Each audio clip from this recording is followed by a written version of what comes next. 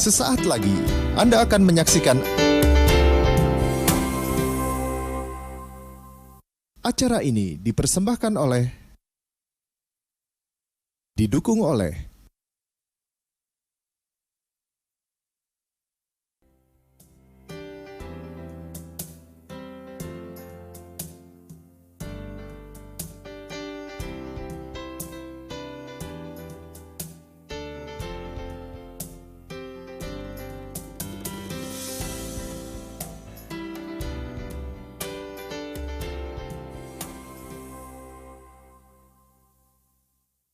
Pembangunan infrastruktur tidak akan pernah lepas dari sumber daya manusia. Oleh karena itu, sumber daya manusia adalah salah satu bagian yang harus dipersiapkan agar infrastruktur kita bisa sukses.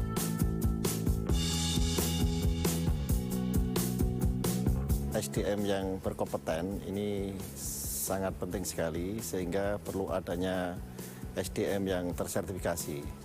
Sehingga nantinya pada saat bekerja di bidang konstruksi, ini betul-betul bisa memenuhi apa yang diharapkan oleh dunia kerja tersebut.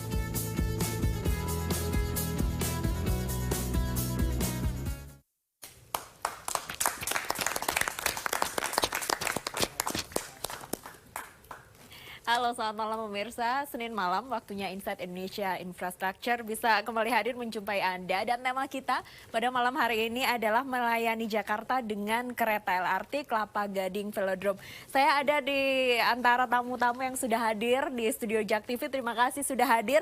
Di sebelah kanan saya Bapak Iketut Suarbawa, GM DSU 1 PT Wijaya Karya. Apa kabar Bapak? Baik, selamat malam. Selamat malam. Ini membawa siapa ke sini?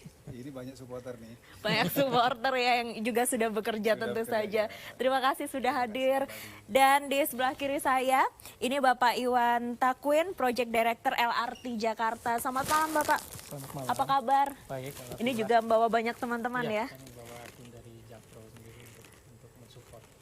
Baik, ini juga sudah melakukan uji coba Sudah, LRT. sampai hari ini berjalan lancar. Luar biasa. Dan pemirsa, kita punya video tayangan terkait uji coba LRT Kelapa Gading Velodrome. Ini dia untuk Anda. Insight Indonesia Infrastruktur, saat ini saya sedang melakukan uji coba terbatas yang dilakukan oleh LRT Jakarta. Saat ini dari stasiun LRT Velodrome menuju ke Kelapa Gading dan kemudian balik lagi dari Kelapa Gading ini menuju ke stasiun Velodrome. Dan ini LRT Jakarta yang hari ini 15 Agustus melakukan uji coba terbatas, ini menempuh jarak sekitar 5,8 km. Dan pemirsa juga ini yang menarik bahwa kenyamanan sendiri di dalam kereta atau gerbong kereta yang berada di LRT ini cukup baik ini karena dilengkapi dengan adanya CCTV juga begitu, kemudian juga ada tempat duduk atau tempat khusus untuk difabel begitu. Keamanan dan kenyamanan ini sudah cukup baik karena ada ditempatkan beberapa petugas di setiap gerbongnya begitu. Dan terkait tentang fasilitas penunjang sendiri, ini sudah ada beberapa kesiapan dari stasiun-stasiunnya juga memang sudah terlihat hampir finishing 90%. Diharapkan juga nanti ke depannya warga Jakarta begitu ramai-ramai menggunakan LRT hingga bisa mengurangi kemacetan yang ada di ibu kota Jakarta. Ya pemirsa, saat ini saya sudah bersama di Rut PT LRT Jakarta dengan Pak Alan. Pak, ini baru saja kita menguji coba terkait LRT begitu. Ini operasionalnya sendiri seperti apa sampai sejauh ini, Pak? Ya, jadi sebenarnya hari ini itu kan uji operasi internal. Jadi akhirnya tadi kita bawa teman-teman media untuk ikut bareng. Ini sekarang kereta udah mau berangkat nih. Jadi teman-teman kantor pusat Jakpro mencoba kereta ini bersama kami bersamaan dengan uji operasi internal yang memang sedang kami lakukan. Terima kasih Pak atas waktunya untuk berbincang bersama kami. Mbak sendiri gimana kesannya tadi? Kalau saya sih cukup nyaman ya dengan adanya banyak tempat yang cukup nyaman dan AC-nya dingin dan sebagainya. Ya. Itu sangat diperlukan di Jakarta yang panas ini begitu. Iya, waktu itu Pak Sandi waktu mencoba juga seperti itu. Beliau bilang wah AC-nya dingin. Kan itu memang sangat dibutuhkan Pak kalau di Jakarta ini. Terima kasih sekali lagi Pak Alan, terima kasih Pak atas waktunya. Luar biasa, keren sekali, sudah siap, nyaman dan AC-nya dingin. Nah pemirsa, untuk membahasnya lebih lanjut, rekan saya Pak Dandung sudah ditemani 3 narasumber yang sudah hadir di studio JAK TV. Silakan Pak Dandung. Terima kasih Mbak Ayu, selamat malam pemirsa JAK TV sekalian di rumah. Malam ini kita akan mendiskusikan tentang LRT. Judulnya melayani Jakarta dengan kereta, Pak.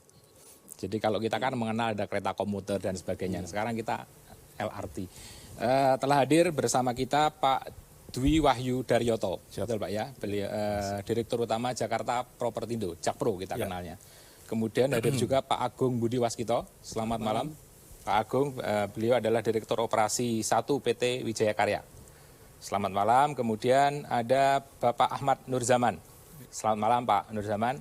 Beliau adalah anggota Ikatan Arsitek Indonesia. Kita akan berbincang-bincang tentang proyek kereta Pak, LRT tepatnya.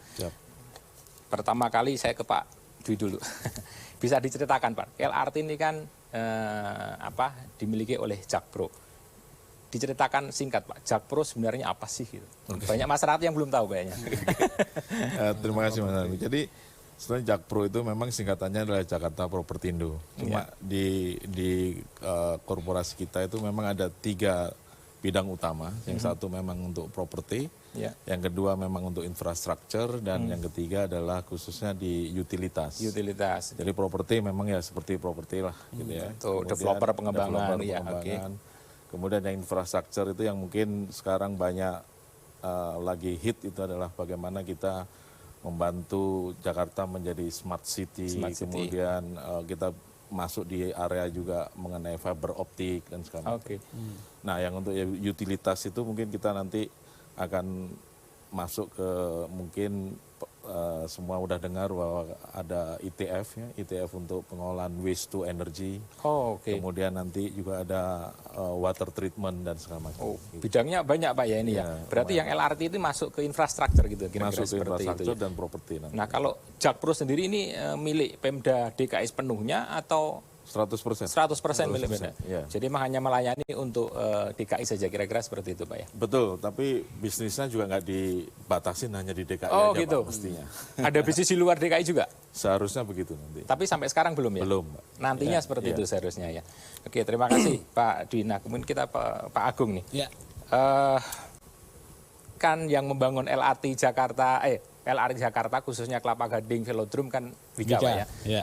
Nah, kira-kira dibandingkan yang lain, karena kan kita LRT ada beberapa yang mengerjakan. Ada Waskita di Palembang, ada Adikarya yang kelebihannya. Kelebihan. Ya, jadi yang pertama tentunya saya sampaikan Wika termasuk senang ya bisa menjadi bagian dari pembangunan di Jakarta. Khususnya transportasi Pak Dandung. Jadi kalau menurut kami pembangunan LRT di Jakarta ini ada beberapa kelebihan sama keunikan ya yang sudah kami kerjakan. Tentunya yang paling pertama adalah waktu ya. Betul. Kami melaksanakan LRT ini hanya dalam waktu 20 bulan ya. 20 bulan. 20 bulan sudah termasuk desain ya dan sebagainya. Ini desain and build gitu Pak. Artinya desain dikerjakan tim Wika sendiri. Iya, desain and build kita kerjakan sendiri. Dan yang kedua tentunya kami juga melakukan beberapa inovasi-inovasi ya, sehingga membuat kereta yang dioperatori nanti Pak Dwi itu lebih nyaman. Jadi seperti misalnya kalau penyambungan rel itu biasanya pakai termit, kita di sini menggunakan teknologi yang sangat baik, yaitu menggunakan flash butt welding ya, di mana kita sambung sepanjang 250 baru kita install. Berarti sehingga tidak glek-glek gitu Pak. Ya, kalau kita naik Pak Dwi ya. Jadi kalau tidak seperti kereta dicoba saya kira lebih nyaman lah. Itu salah satu kelebihan. Kemudian yang lain mungkin sepan kita juga karena di jalan ini kita melewati beberapa jalan raya Pak Dwi, sehingga memang sepannya cukup panjang. Kalau inisiasi inovasi itu datang dari Wika atau dari owner, atas demand owner? Ya tentunya atas demand owner ya, tetapi kita sebagai kontraktor desain and build sehingga kita mengembangkan inovasi-inovasi yang ada. Kira-kira seperti itu. Ya, mungkin ke Pak Nurzaman. Pak Nurzaman sebagai seorang arsitek nih melihat fasilitas transportasi kota khususnya kereta gitu. Kan banyak dibangun sekarang beberapa ruas untuk melayani publik. Sebenarnya kalau kita lihat hunian di Jakarta gitu Pak, kan agak tipikal bahwa maunya kalau punya rumah harus punya tanah. Sehingga pasti jaringan public transport menjadi harus banyak. Kalau dari kacamata arsitek seperti apa Pak komennya? Ya, Jakarta ke depan sebenarnya akan menghadapi persoalan yang sama dengan kota-kota lain, kota-kota besar lain di dunia. Jadi tidak lagi landed yang akan dominasi, tapi justru dengan adanya kehadiran LRT, MRT, dan public transportasi yang lain, terbentuk pusat-pusat kota baru. Sehingga, dan itu yang disebut TOD, Transit Oriented Development, sehingga pola hunian akan berubah menjadi vertikal. Dan kita tahu Jakarta di mana lahan semakin langka dan mahal, maka tidak lagi efektif dan efisien untuk membangun secara landed gitu ya. Jadi justru sebenarnya akan diarahkan ke vertikal sehingga penggunaan lahannya menjadi efektif. Nah, sudah saatnya sebenarnya masyarakat diorientasikan pada penggunaan transportasi publik. Dan kita tahu sebenarnya zaman Belanda dulu kereta api sudah dibangun di tahun 1800-an ya. Sehingga sebenarnya ini kita agak terlambat gitu mengembangkan kereta api. Kita tahu sebenarnya mestinya MRT misalkan itu sudah 20-an tahun yang lalu sudah harus ada ya. LRT sendiri sebenarnya dalam sejarahnya kan ada tram dan ada tram di Surabaya, ada tram di Jakarta juga ada tram ya, sejarahnya gitu ya. Nah, nanti kita coba diskusi lebih lebih dalam lagi. Kalau misalnya tadi dia ada TOD tentunya menjadi peluang juga buat Jakpro untuk berkembang ke bisnis yang lain. Kita akan diskusi lebih lanjut di segmen berikutnya. Kita break sebentar.